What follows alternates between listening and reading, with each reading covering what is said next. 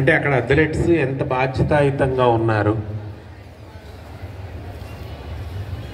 అట్లా మీరు కూడా మంచి విషయాల్ని నేర్చుకోండి.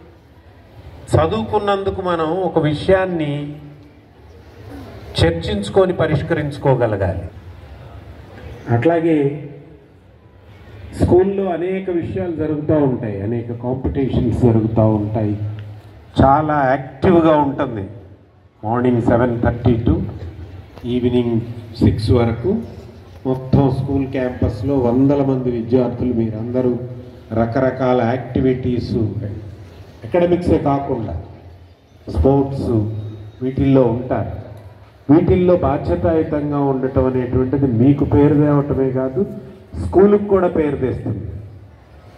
ఇవాళ అనేక స్కూళ్ళల్లో పిల్లలు చాలా అల్లరి పిల్లలుగా తయారవుతున్నారు, బాధ్యత లేకుండా తయారవుతున్నారు, చాలా తప్పుడు విషయాలకి ఎక్స్పోజ్ అవుతున్నారు అనేటువంటిది పెద్ద ఎత్తున ఉన్నది. ఇక్కడే కాదు, హైదరాబాద్ లాంటి నగరాల్లో కూడా ఉన్నది.